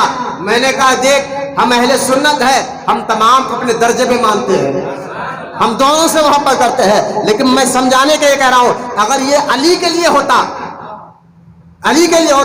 تو یہ ان کو کہاں سے کہاں پہنچا دیتے. لیکن میرا خلق کا پرتو علی کے نہیں عثمان کے لیے ہے. حضور نے کہا بولنا سبحان اللہ. وہاں پر سے مجھے سبحان اللہ. اچھا یہ دیکھیں اور ایک چیز میں بتاؤں, میں کہا من کنت مولا فہذا علی مولا, بہت بڑی چیز ہے. میں نے کہا بالکل بڑی چیز ہے, کوئی شک نہیں ہے. ہم تو مولا کو پڑھتے ہیں, ہم تو مولا کہتے ہیں, لیکن مولا علی علیہ السلام. میں نے کہا ٹھیک ہے بھائی مولا علی علیہ السلام, لیکن مولا علی پر سلام ہو. میں نے کہا ابو بکر پر بھی سلام ہو, فاروق اعظم پر بھی سلام ہو, عثمان غنی پر بھی سلام ہو, علی پر بھی سلام ہو. میں نے کہا اس میں تو کسی بات ہے, اس میں کیا چڑھانا چاہتے ہو, کیا ہمیں بتانا چاہتے ہو. لیکن میں نے کہا نہیں یہ آپ نے حدیث نہیں پڑھی, من کنت مولا فہذا علی مولا. میں نے بالکل پڑھی, مانتے بھی ہے, سینہ تان کر مانتے ہیں. بالکل. اور ہم کان میں میدان میں تھون کر بولتے ہیں علی سب کے مولا ہے. میں نے انکار کیا کسی نے کہا. لیکن مجھے ایک بات بتاؤ, جنگ حجۃ الوداع میں سرکار نے علی کا ہاتھ اٹھا کر کہا تھا, کس کا ہاتھ اٹھا تھا؟ علی کا ہاتھ اٹھا کر کہا تھا نا, من کنت مولا فہذا علی المولا. ہاتھ تو علی کا تھا, ہاتھ تو علی کا تھا. میں نے کہا یہ علی کی شان ہے, اور سرکار اپنا خود ہاتھ اٹھا کر کہتے یہ عثمان کا ہاتھ ہے.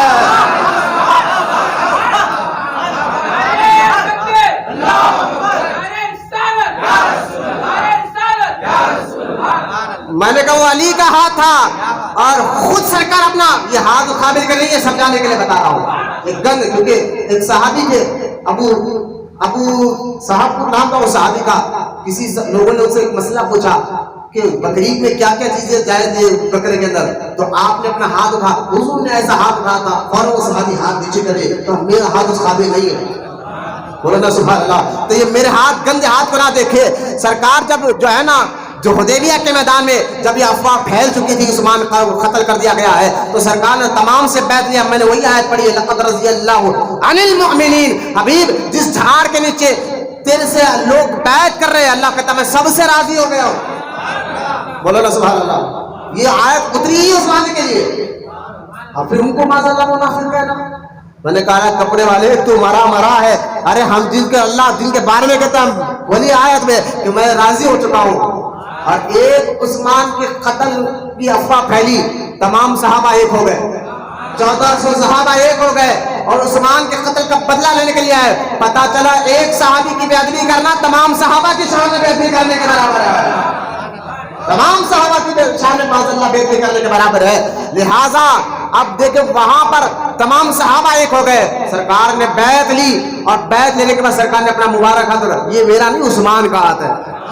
میں نے کہا من کنت مولا فہذا علی مولا بھی بڑی شان ہے. میں نے کہا یہ عثمان کے لیے کہنا یہ میرا نہیں عثمان کا ہاتھ ہے, یہ بھی تو بڑی شان ہے.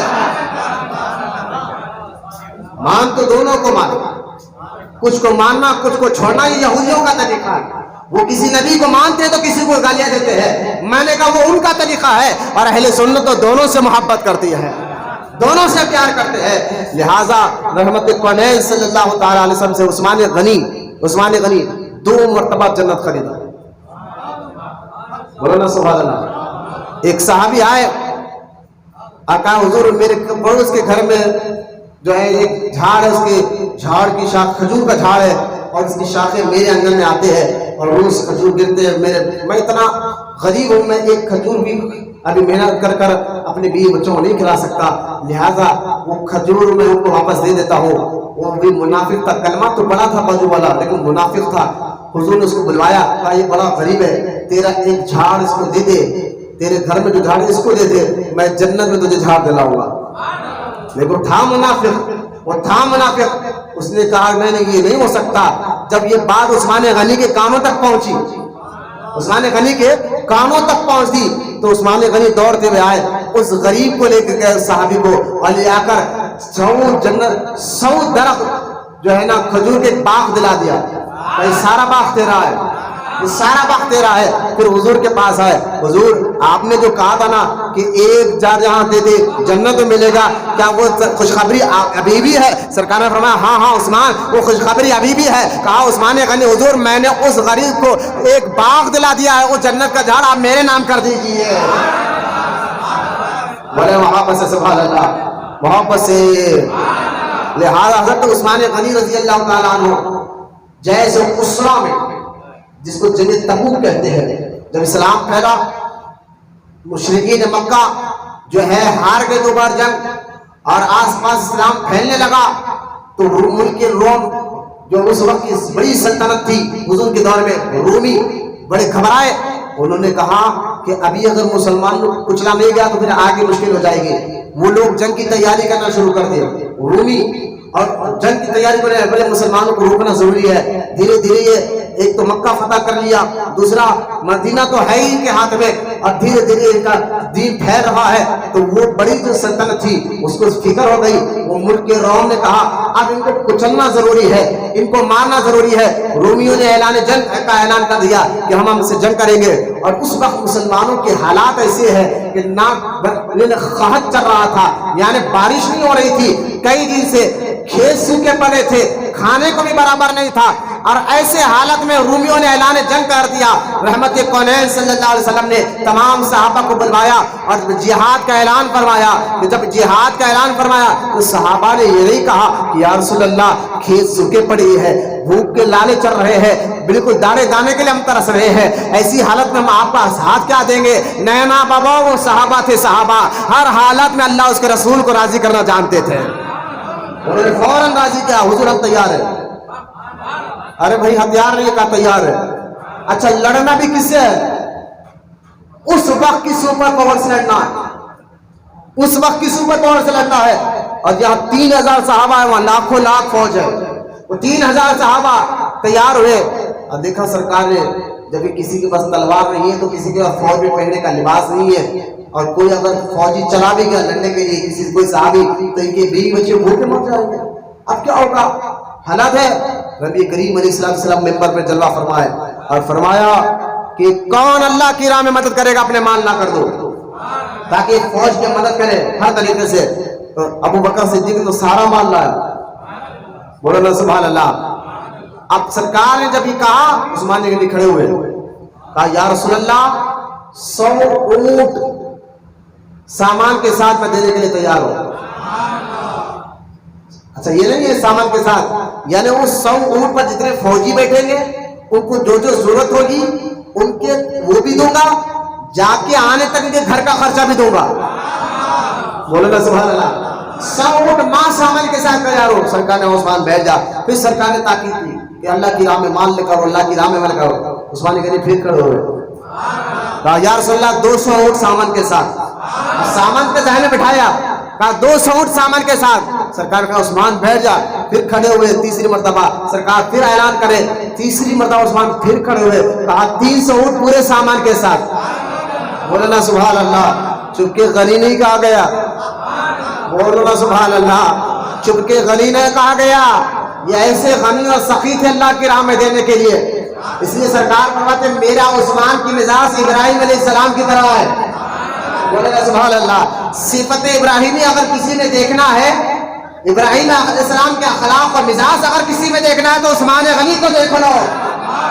ہاں ہاں ہاں بولو محمد سبحان اللہ. اور دیکھیے آپ عثمان غنی رضی اللہ تعالیٰ عنہ نے جبکہ اس جنگ میں سرکار نے 300 اونٹ کے بعد جب اعلان کیا عثمان غنی نے, سرکار اور کچھ 1000 درہم بھی لا کر حضور کے ہاتھ میں دیا, تو سرکار عثمان غنی کے درہم کو ہاتھ میں یوں لے کے کرتے عثمان آج کے بعد تو جو چاہے کر, جو چاہے کر, لیکن تو جائے گا تو جنت ہی میں. بولو نا سبحان اللہ. یعنی آپ سے یہ سمجھا عثمان غنی کی بشارت جو خوشخبری سن کر نمازیں نہیں چھوڑا, داڑھی نہیں کٹا, معذاللہ کوئی غلط کام نہیں کیا. کیوں؟ جب غلط کام کچھ کیا نہیں تو حضور نے کہا کیوں اس بات جو چاہے کر, جو چاہے کر. کہا اس لیے کہ عثمان غنی پر پورا بھروسہ تھا حضور کو, یقین پورا تھا, لہذا پھر بھی ایک بشارت ملی عثمان غنی. لیکن آپ جاتے اسی جنگ میں آپ نے 1000 اونٹ دیے سامان کے ساتھ. کہا 300 لیکن دیا 1000. بولو نا سبحان اللہ. ارے بھائی آپ سوچ رہے ہوں گے نا سارا مال تو مکے میں رہ گیا تھا, عثمان غنی کا سارا مال مکے میں رہ گیا تھا نا, سارا مال مکہ میں رہ گیا تھا. کیونکہ مکے والے جب ہجرت کر عثمان غنی 2 مرتبہ ہجرت کی, ایک ملک شام حبشہ کی طرف اور دوسرا مدینے کی طرف, تو سارا مال تو لے لیے تھے, پھر مدینے میں اتنا مال آیا کہاں سے؟ بولو نا سبحان اللہ. اور مال بھی ایسا کہ ایک وقت مدینے پاک میں قحط پڑ گیا, اور ایسے وقت میں بازار میں ہر آئٹم مہنگا ملنے لگا, ہر آئٹم مہنگا, جیسے کہ ٹماٹر تو بڑا مہنگا, ہر آئٹم مہنگا ملنے لگا. اور ایسے وقت میں عثمان غنی کا مال اونٹوں پہ ملک شام سے آیا, اونٹوں پہ ملک شام سے آیا. اور مال کے بارے میں علماء کہتے ہیں پہلا اونٹ مدینے میں تھا تو آخری اونٹ ملک شام میں کھڑا ہوا تھا. اتنا مال آیا, اتنا مال آیا. لیکن میں آپ کو بتاتا چلوں دو صحابہ کے بارے میں ہم نے پڑھا، عثمان غنی، ایک عبد الرحمن بن عوف، یہ عشرہ مبشرہ میں سے ہے۔ عبد الرحمن بن عوف یہ دونوں بڑے مالدار تھے، لیکن سارا مال مکے والے لوٹ لیے تھے۔ مکے والے جب یہ مکہ چھوڑ کر آئے تھے کہ پراپرٹی قبضہ ہو گئی، کہ زمینیں قبضہ ہو گئی، کہ پیسہ قبضہ ہو گیا، ایک جوڑے پر آئے تھے۔ لیکن پھر مدینہ پاک میں آنے کے بعد صحابہ نے ان سے مل کر کہا کہ آپ کے ساتھ تو بہت برا ہوا، سب نے مال لوٹ لیا، سارا مکے والوں نے سارا مال لوٹ لیا، ایک جوڑے پہ آ رہے۔ عبد الرحمن بن عوف نے کہا مجھے اس کی فکر نہیں ہے، بس یہ بتاؤ کہ مدینے میں مارکیٹ کہاں لگتی ہے، تجارت کہاں کیا جاتا ہے، کہاں وہاں کیا جاتا ہے۔ پھر عبد الرحمن بن عوف نے تجارت کی تو پہلے سے زیادہ کما کر بتایا ہے۔ کرم محنت تو کھا نعمت، بولے نا سبحان اللہ۔ محنت پہ بھروسہ رکھو، اللہ پر یقین رکھو، اب اس کے بعد کام کرتے جاؤ، ذریعہ اللہ بناتا ہے، ذریعہ اللہ بناتا ہے۔ یہ سارا مال لوٹنے کا عثمان غنی کے پاس بھی نہیں تھا، لیکن کمایا کتنا، پھر کمایا کتنا مدینے پاک میں آنے کے بعد۔ اب سارے مارکیٹ کے بڑے بڑے جو ہے تاجر آ گئے عثمان غنی کے پاس، کہا عثمان کتنے میں بیچتے ہو مال؟ آپ نے فرمایا کتنے میں خریدتے ہو؟ کہا دیکھو عثمان مارکیٹ تو بڑی ٹائٹ چل رہی ہے، ہر چیز کی جو ہے نا ریٹ بڑھی ہوئی ہے، اگر آپ ہمیں 100 درہم دینے دیں گے تو ہم آپ کو 200 درہم دے کر خریدنا چاہتے ہیں، جو مال آپ ہم کو 100 میں دینا چاہتے ہیں ہم 200 دینا چاہتے ہیں۔ عثمان نے غنی کا نہیں، اتنا نہیں، مجھے اور بڑھنا۔ کہا اور نہ، پورے تاجروں نے ٹھیک ہے جو 200 کا مال ہے ہم اس کو 300 دیں گے۔ عثمان غنی پر میں نے اور انہوں نے کہا نہیں ٹھیک ہے 400 لے لیں، مارکیٹ ہے ہم مارکیٹ میں بیچ لیں گے، حالات ٹائٹ چل رہا چلا 400 لے لیں اور مال ہمارے کو دے دے۔ آپ نے فرمایا نہیں مجھے اور ملنا ہے۔ پورے تاجر کے لے لے مدینے پاک کے، کہا عثمان سارے تاجر تو ہم یہاں کھڑے ہوئے ہیں، اتنے سے اس سے زیادہ اور تمہیں کون دے گا؟ بولے ہاں دے گا۔ اور کون دے گا؟ بولے اللہ دے گا۔ بولے محبت سے سبحان اللہ، میرا رب مجھے دے گا اور میں یہ مال ایسے حالت میں بیچوں۔ حالت چل رہا ہے، لاک ڈاؤن میں لوگوں نے کیا کیا نہیں کیا، کرنے والے نے سخاوت بھی کی، لیکن کمانے والوں نے ایسے حالات میں کسی کی پرواہ نہیں کی۔ لہٰذا عثمان غنی کا ایسے حالات میں تجارت کروں، اعلان کر دیا مدینے پاک میں، مدینے والے آؤ سارا مال اپنے ہاتھ میں لے کے جاؤ، اور اس کا حضرت تم سے نہیں اللہ سے چاہیے۔ بولنا محبت سے سبحان، ایسے صدیق میرے عثمان، ان کی سخاوت پہ لاکھوں سلام، ان کی سخاوت پہ لاکھوں سلام۔ عثمان غنی رضی اللہ تعالیٰ عنہ، آپ کے نبی کریم علیہ السلام سے جب دیہات کے آس پاس کے صحابہ آ کر پوچھتے تھے حضور بظاہر آپ دنیا سے چلے گئے تو ہم اپنی زکوٰۃ کا مال کس کے پاس جمع کریں؟ سرکار نے فرمایا قال ابو بکر، جب میں بظاہر دنیا سے چلے جاؤں تو تم زکوٰۃ کا مال میری زندگی میں میرے پاس لا کر جمع کرتے ہو اور میں غریب سرکار کے اس میں یہ حقدار تک پہنچا دیتے تھے۔ لیکن بعد دیہات کے مدینے پاک کے آس پاس کے قبیلے آ کر پوچھتے حضور آپ دنیا سے تشریف لے کر گئے تو یہ مال کس کے پاس جمع کرے؟ سرکار نے فرمایا ابو بکر کے پاس۔ یہ حدیث میں خلافت کی ترتیب بھی ہے۔ ہاں میں نے کہا دمادم مس قلندر علی کا پہلا نمبر نہیں، دمادم مس قلندر ابو بکر کا پہلا نمبر، صدیق کا دوسرا نمبر، عثمان کا تیسرا نمبر، علی کا چوتھا نمبر۔ کیونکہ یہ بندر بات کرنا نہیں، ابو بکر خلیفہ ہونے میں افضل ہے تو علی ولایت میں افضل ہے۔ میں نے کہا نا نا نا، یہ بندر بات تم نے کی ہے، ورنہ اگر اکابروں کا طریقہ دیکھے تو جہاں ابو بکر ولایت جو ہے نا ابو بکر صدیق، جہاں پر آپ سیاست میں خلیفہ نمبر 1 ہے تو آپ ولایت میں بھی نمبر 1 ہے۔ میں اس پر کئی بار تقریر کر چکا ہوں آپ کی ولایت پر، ابو بکر صدیق کی ولایت پر۔ یہ اور بات ہے سلسلہ زیادہ پھیلا علی سے ہے، بولو نا سبحان اللہ۔ اگر وہ نہیں جس کا سلسلہ زیادہ پھیلا وہ اگر اول ہے تو میں نے کہا پھر امام حسن کا سلسلہ پھیلا کہاں؟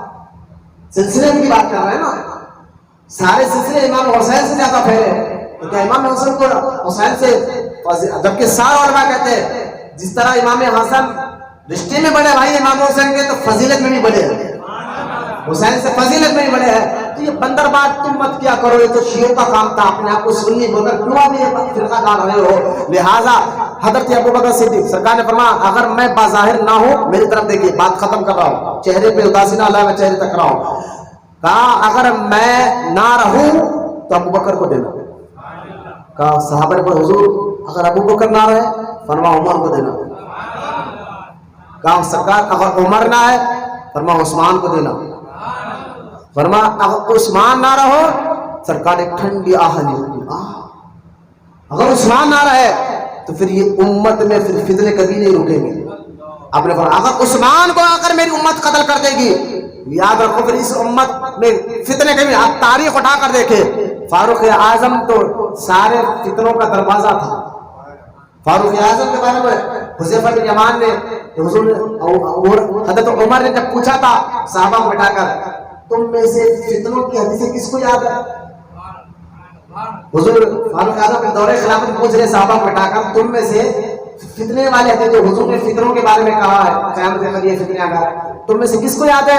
فلاں صحابی نے کہا حضور مجھے یاد ہے یہ. فاروق اعظم نہ میں جو فتنہ پوچھنا چاہتا ہوں اس کی بات کروں، یہ تو آئیں گے فتنے لیکن میں جو پوچھنا چاہتا ہوں. تو حضرت اسامہ حضرت حذیفہ بن یمان کھڑے ہوئے اور کھڑے ہوئے رہے، میرے مومنین جب تک آپ رہے کوئی فتنہ نہیں ہوگا. مولانا سبحان اللہ. کیونکہ آپ سرکار نے فرمایا میرے پاس ایک ایسا شخص ہے جب وہ ایک فتنوں کے لیے ایک دروازہ ہے، لاک ہے، جب تک وہ رہے گا کوئی فتنہ اثر ہی نہیں اٹھائے گا. مولانا سبحان اللہ. آپ دیکھیں فاروق اعظم میں کسی فتنے میں کوئی یہودی کوئی عیسائی نے کسی کی ہمت نہیں ہوئی فاروق اعظم کے دور میں آواز اٹھانے کی، لیکن فاروق اعظم گئے فتنے کے دروازے کھلے. عبداللہ جب اسلام پھیلا تو آخری بات ختم کر رہا ہوں، کیونکہ عثمان غنی کی شہادت اگر ہم پڑھے تو یہ شہادت اور کربلا کی شہادت میں میچ ہوتے نظر آئے. دونوں شہادتوں کا اگر آپ سامنے رکھیں، عثمان غنی کی شہادت اور امام حسین کی شہادت، دونوں شہادتوں کو اگر آپ سامنے رکھیں تو دونوں میں کوئی ڈفرنٹ نظر نہیں آئے گا، فرق نظر نہیں آئے گا. ادھر کربلا میں امام حسین رضی اللہ تعالیٰ نے خود سے پہلے وار نہیں کیا، اور ادھر مدینہ پاک میں بلوایوں پر خود سے عثمان غنی نے وار نہیں کیا. ادھر کربلا میں امام حسین پر پانی بند کر دیا گیا، ادھر مدینہ پاک کو عثمان غنی کے گھر میں پانی جانے نہیں دیا گیا. ادھر کربلا میں جو ہے نا امام حسین رضی اللہ تعالیٰ کو مظلومانہ طریقے سے شہید کیا گیا، ادھر مدینہ پاک میں عثمان غنی کو مظلومانہ طریقے سے شہید کر دے گا. تو لہذا اگر یہ دو میں کہتا ہوں کربلا کی شہادت بڑی ہے، بے شک بڑی ہے، لیکن عثمان غنی کی بھی شہادت بہت بڑی ہے. سرکار مدینہ علیہ السلام کہ یہ سچے وفادار صحابی ابو بکر صدیق کی دنیا سے جانے کے بعد، فاروق اعظم کے جانے کے بعد، کیونکہ حضور کے ظاہری پردہ بردان کے بعد لوگوں کی اجماع کے ساتھ، اس پر بڑی ڈیٹیل میں بات کبھی کروں گا کہ لوگوں نے ابو بکر صدیق کو اپنا خلیفہ بنایا تھا. اور حضرت علی خود نہج البلاغہ میں یہ خطبہ حضرت علی کا ہے. حضرت علی نے فرمایا جس کو حضور نے ہمارے نماز کا امام بنایا تھا، ہم نے انہی کو حضور کے جانے کے بعد ہمارے دنیا کا بھی امام بنایا ہے. نماز کے امام ابو بکر ہی تو تھے نا، 18 نمازیں حضور کی ظاہری زندگی میں پڑھایا ہے. لہذا حضرت ابو بکر صدیق کے بعد ابو بکر صدیق نے ڈائریکٹ نام دے کر گئے کہ عمر کو خلیفہ بناؤ. اب عمر فاروق اعظم کی شہادت کے بعد حضرت عمر نے 6 لوگوں کو چنا تھا، 6 میں سے کسی ایک کو خلیفہ بناؤ. ان 6 میں عثمان غنی کا بھی نام تھا. پھر عثمان غنی کو خلیفہ بنایا گیا. آپ کی سلطنت 12 سال چلتے رہی. کتنے سال؟ 12 سال.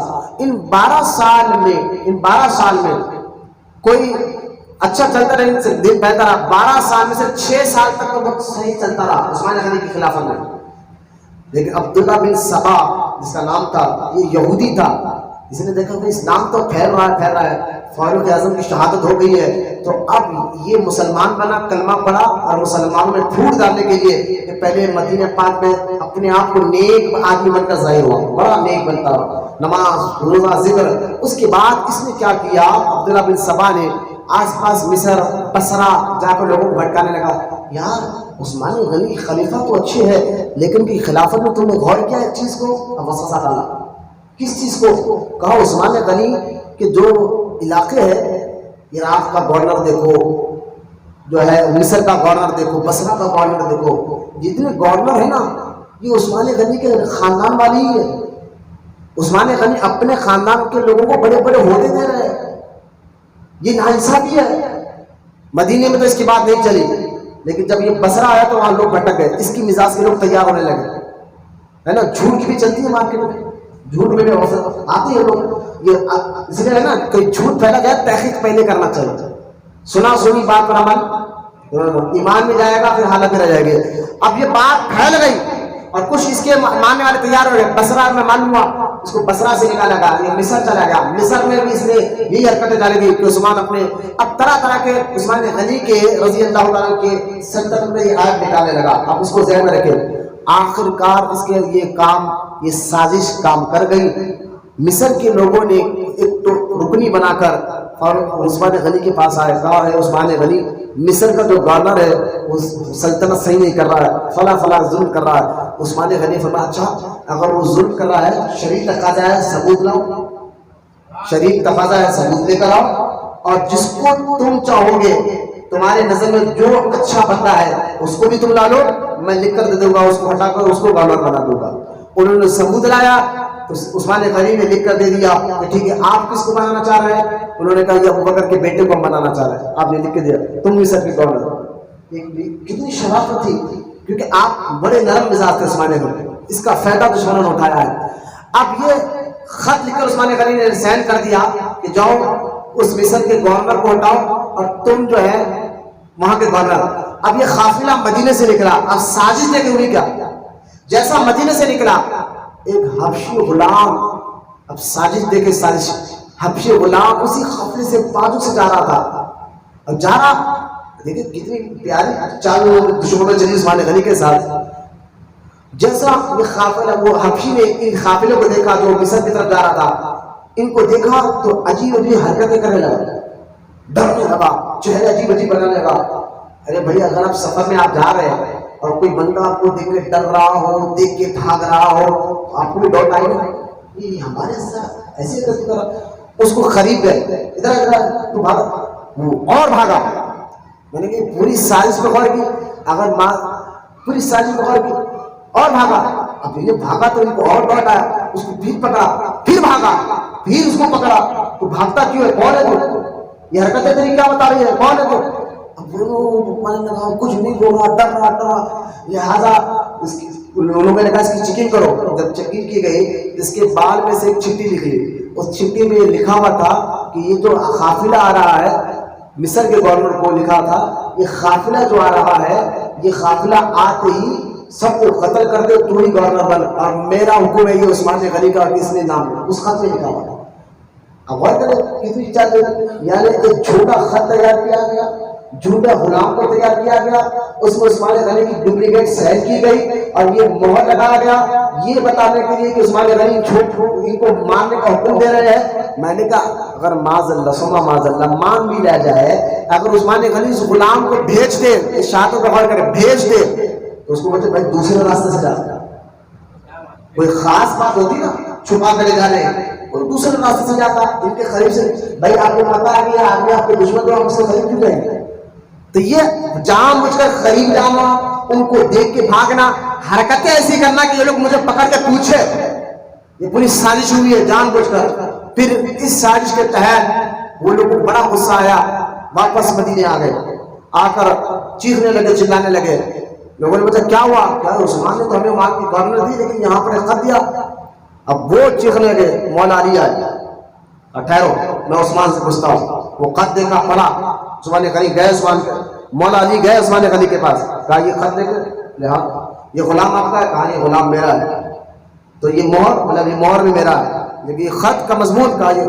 عثمان غنی نے کہا علی واللہ، اللہ کی قسم میں نے یہ خط نہیں لکھا، نہ میں نے اس غلام کو بھیجایا ہے. اگر میں لکھاؤں تو گواہوں بلاؤ شریعت کے بعد سے. حضرت علی کو عثمان پر اتنا یقین تھا، بولو اللہ سبحان اللہ. انہوں نے کہا کہ بس، عثمان نے کہا کہ یہ خط انہوں نے نہیں لکھا تو بس میں نے لکھا.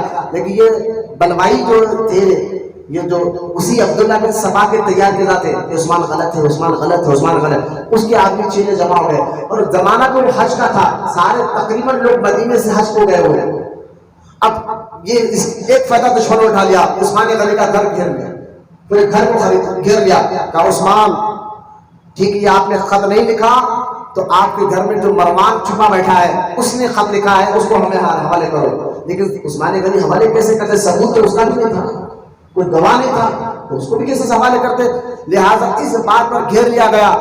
اب بار بار صحابہ کہتے ہیں، یہاں تک کہ امیر معاویہ نے وہاں سے خط لکھا کہ اے میرے مومنین، ہم نے سنا کہ کچھ بلوائی 1000 2000 آپ کے گھر کو گھیر لیا، اگر آپ اجازت دے تو میں ملک شام سے فوج کو بھیجوں. یوں پر گیا.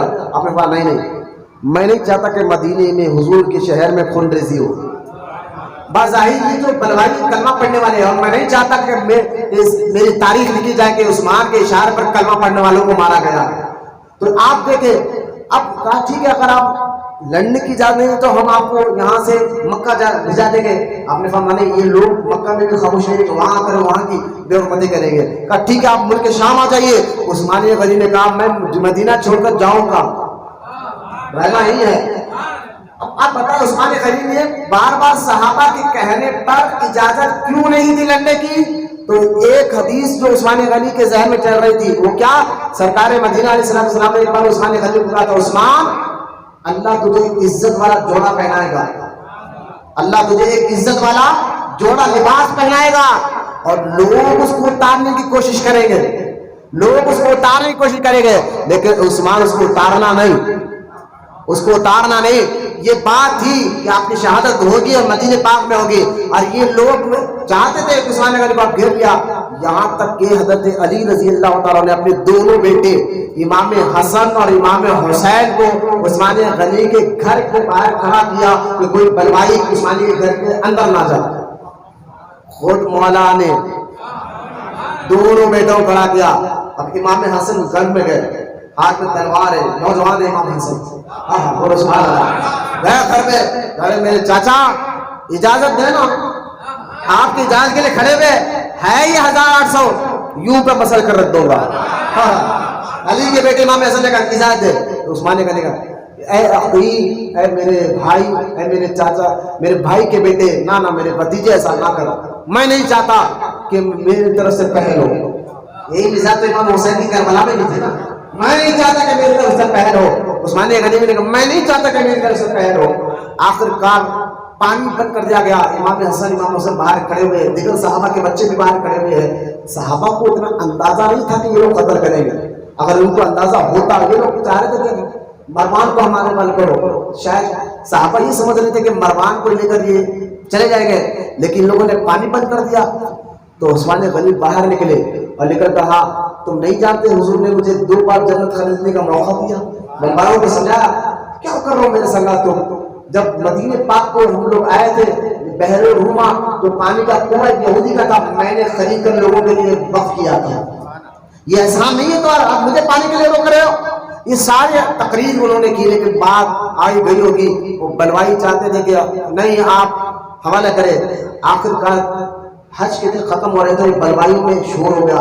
اگر صحابہ آگے واپس مدینہ تو ہم کچلے جائیں گے. لہٰذا انہوں نے ڈھم ڈکلی میں، اس ڈکلم ڈکلی میں وہ دروازے سے اندر جانا چاہتے تھے، لیکن اس ڈکلم ڈکلی میں امام حسن زخمی ہو گئے. ڈکلم ڈکلی آپ نے، کیونکہ دروازے کے امام حسن کھڑے تھے نا، آپ نے بھی ان کو بھرپور ڈکلا تو امام حسن زخمی ہو گئے. اب دیگر بلوائی میں یہ تو علی کا بیٹا زخمی ہو گیا، اگر یہ بات مدینے میں پھیل گئی تو اچانک حملہ ہوگا پھر. لہذا اب دیر نہیں کرنا چاہیے، چھت پر چڑھے، چھت پر چڑھے اور چڑھ کر عثمان غنی کے کمرے میں گھسے. آپ کلمہ قرآن کی تلاوت کر رہے تھے اور جا کر بدبختوں نے اسی حالت میں عثمان غنی کے مقدس بیوی نائلہ نے بہت چیخا چلایا، لیکن بلوائی گھر کے بعد ایسی چیخ مار رہے تھے آواز کہاں تک نہیں پہنچی صحابہ کے باہر. بلوائیوں نے اتنا پکارا کیا جان بوجھ کر، یہ چھت کے اوپر سے جا کر اندر کودے. نائلہ نے بہت کوشش کی تو آپ ایک بدبخت بلوائی نے عثمان غنی کی مقدس بیوی کے چہرے پر تھپڑا مارا. تو آپ نے فرمایا یا اللہ اس کو ہلاک کر دے. اور دیکھنے والوں نے دیکھا جس نے عثمان غنی کے مقدس بیوی کو تھپڑ مارا تھا اس کا ہاتھ کاٹ دیا گیا، آگے چل کر پیر خود بخود کٹ گیا، پورا جسم جلتا تھا. لہٰذا وہ کہہ رہا تھا کعبے کے سامنے لوٹ لوٹ کر اللہ معاف کر دے، اللہ معاف کر دے. لوگوں نے پوچھا یہ حال کیسا ہوا؟ فلاں بیماری سے ہاتھ پیر کٹ گیا. یہ بیماری سے نہیں کٹا، یہ عثمان غنی کی دعا کا اثر ہے جو اس وقت انہوں نے کیا تھا. لہٰذا جلد ہی جلد پہ مرا. آپ کے مقدس بیوی بچانے کے چکر میں آپ کی انگلیاں بھی کٹے، اور وہاں پر قرآن کی تلاوت کرتے کرتے ذی الحج کا مہینہ تھا، 18 تاریخ تھی. عثمان غنی رضی اللہ تعالیٰ گھر کے اندر مدینہ پاک میں شہید کر دیا گیا اور آپ کی شہادت وہاں پر ہو گئی اور آپ کا خون مبارک قرآن پر اچھل کر گرا. پھر جب یہ بات مدینہ پاک میں پھیلی صحابہ کے ہوش فاختہ ہو گئے، حضرت علی حیران ہو گئے، عبد الرحمن بن عوف حیران ہو گئے. ہم نے تو یہ نہیں سوچا تھا کہ یہ لوگ عثمان کو شہید کر دیں گے. ہمیں معلوم ہوتا حضرت علی رضی اللہ آئے اور آ کر ایک نفر اپنے بیٹے دونوں بیٹوں کو مارا کہ تمہارے رہتے ہوئے یہ دشمن اندر جا کر عثمان کو کیسے شہید کر دے. امام حسن نے کہا ابا حضور ہم تو باہر کھڑے تھے, دشمن اوپر کی چھت سے آئے, چھت سے آ کر کو شہید کیے. الغرض آپ کی شہادت کے بعد سے پھر فتنے جو چالو ہوئے اس امت میں, جو حضور کی حدیث آپ دیکھ لیں کہ یہی فتنے آج تک چل رہے ہیں. بس ہم دعا کریں کہ اللہ تعالیٰ ہمیں اہل سنت و جماعت کے عقائد پر قائم دائم رکھے. اللہ تعالیٰ ہمیں اہل سنت و جماعت کے بتائے طریقے پر چلنے والا بنائے. ائمہ ہمارے بزرگان دین جو فیصلے کر چکے ہیں, سپریم کورٹ کا جو فیصلے آ چکے ہیں, ان فیصلوں کا اللہ ہمیں ماننے والا بنائے, اس پہ عمل کرنے والا بنائے. اللہ ہمیں سچا عاشق رسول بنائے. عثمان غنی رضی اللہ تعالیٰ عنہ کے صدقے طفیل میں اللہ ہمارے ماں باپ کی تمام اہل ایمان کی مغفرت فرما, ہمارے مرحومین کی مغفرت فرما, ہمارے مرحومین رشتہ داروں کی مغفرت فرما یا رب العالمین. جو خانقاہ محبوب علیہ میں جو بیان کیا گیا اس میں سننے کہنے سے زیادہ عمل کی بھی توفیق عطا فرما. اے اللہ ہمیں ہمارے ظاہر باطن جسم روح دل کو پاک بنا دے اور ہمارے دلوں میں علم نافع کو داخل فرما, سینے میں اسلام کی محبت کو داخل فرما. وما علینا الا البلاغ والحمد للہ رب العالمین.